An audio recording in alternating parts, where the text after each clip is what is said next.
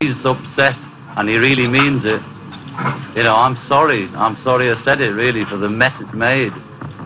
But I never meant it as a lousy or anti-religious thing or anything. You know, and I can't say any more than that. There's nothing else to say, really. You know, no more words. Linda, you run this record store. How many Beatles records were you selling before this row started? Oh, quite a few.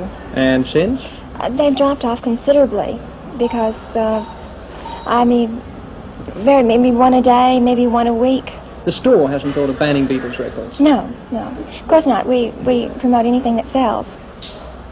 Well, I think the Beatles are a real talented group, but I think that they need to watch what they say because they're in such a position that a lot of teenagers really think of them as something really big, and when they say things like that, some teenagers are going to just believe anything they say. But are you burning your Beatles records? Yes, sir, I burn them. You burned them all yourself? I've already burned them.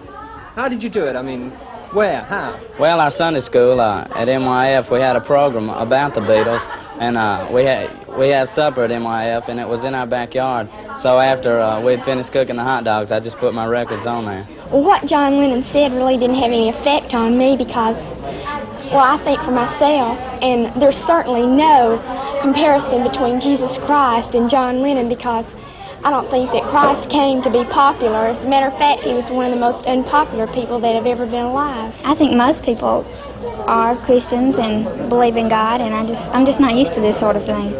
You feel it's pretty shocking? I sure do. I don't think they were comparing themselves to Jesus. I think they were deploring the fact that teenagers, like rock and roll better than Christianity. The disc jockey Tommy Charles, who started this row off, has said that he won't play your records until you've grown up a little. How do you feel about that? Well, I don't mind if he never plays them again. You see, this is the thing, everyone seems to think that when they hear us say things like this, that we're so childish, I mean, you can't say things like that unless you're a silly little child. But if he was grown up, he wouldn't have done the thing, because he only did it for a stunt anyway. Do you feel that Americans are out to get you, that this is all developing into something of a witch hunt? It doesn't matter about people not liking our records or not liking the way we look or what we say. They're entitled to not like us, and we're entitled not to have anything to do with them if we don't want to, or not to regard them. We've all got our rights, In the two shows at the Coliseum, the Beatles hoped for an audience of 26,000. But as the fans began to arrive, it was clear that the first house was not sold out. Only days before, religious groups in the city had decided to hold a revivalist rally on the same date to demonstrate that here Christianity was no spent force.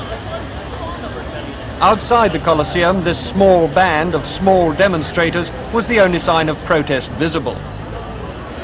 At the Beatles press conference, the questioning was friendly. The young people here were fan club officials and school magazine reporters. The only man to raise the religious issue was shouted down. All the same, the Beatles had been worried about their Memphis date. Here, if anywhere on the tour, the group would need protection from religious zealots. We have a detail today that we hope that each and every one of you will participate in as gentlemen and officers. Whether you like your detail or whether you do not like your detail, we hope that you will treat any teenager with all respect that is possible. Now, you officers that are stationed in front of the stage behind the barricade, you will go to Mr. Morris Shapiro, the first aid man, and he will furnish you with earplugs so as to keep you from having a headache. We will not allow any dancing, running up and down the aisles, or crowding up in front of the stage. All these parties will be warned and ejected from the Coliseum. From their dressing room in the immediate security area, the Beatles emerged to play their second show. Each step of the way closely watched by Captain Barney Hit's police. 82 men, all on overtime at 30 shillings an hour. It was perhaps a contest after all between two kinds of honesty. Between the strong and conservative Christian tradition of the Bible Belt and the frank and critical outlook that is simply a part of the Beatles. It was a contest in which both sides could claim success. Is there any truth in the story that was published today that they may be breaking up in the near future? None whatsoever.